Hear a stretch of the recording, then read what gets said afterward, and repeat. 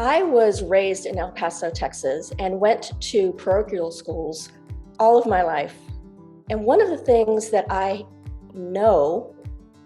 believe, that the Good Sisters of Loretto are scratching their heads at this moment thinking, how the heck is she doing what she's doing?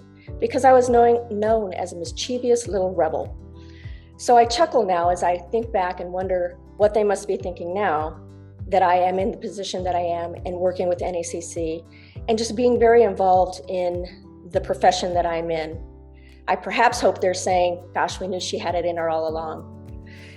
My call into chaplaincy was born out of an accident, actually.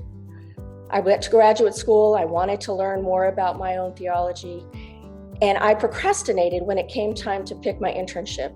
And the last thing was Children's National Medical Center in DC. And I said, well, I guess I'm going to do that. And I ended up absolutely loving the chaplaincy that I did in my internship. And my CPE supervisor, well, she wasn't at the time, but she encouraged me to take CPE, which I did. And there lies the rest of the story. I really found my heart and home in palliative care right after I was certified in 2007. My manager said, Sedona, you're going to be doing palliative care. I really didn't even know how to spell palliative care, and I had to do a lot of that learning on my own. And I did. And now I know that I have found my niche. I realized that many, many years ago, and hence that is why I became advanced practice certified and am very interested in helping others achieve that goal as well.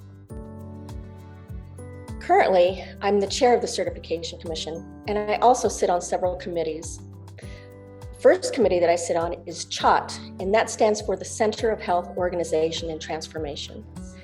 The next committee I'm on is the CAC, which is the Certified Associate Chaplain Committee. And while that committee was accepted several years ago, we're still refining it and finding ways to make it even better. CPMC, which is the Catholic Prison Ministry Coalition, to educate and form persons working with incarcerated people and wanting to ensure that they are doing the best of their ability. And then PCHAC, which is Palliative Care and Hospice Committee, and I'm on the Interviewing and Education panel.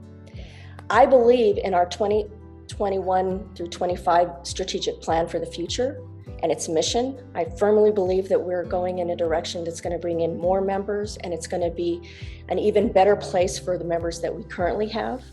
I believe in the goal of our education and our marketing for diversity and inclusion, and that we remain financially and fiscally sound.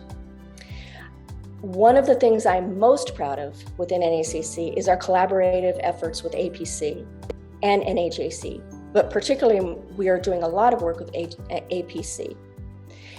And I think this is important because we are actually living out one of our competencies in a day-to-day business life with our organizational and leadership. That competency states that we foster collaborative relationships with clergy and other faith traditions. We do that as an organization, and so does APC and NAJC.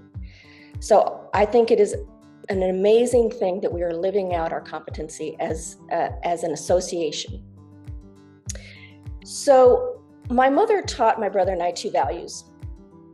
One of them is, dime con quién andas y te diré quién eres. Tell me who you hang around with and I'll tell you who you are. I love hanging around with people from NACC.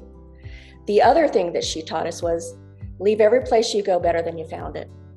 One of my goals is to leave NACC better than I found it.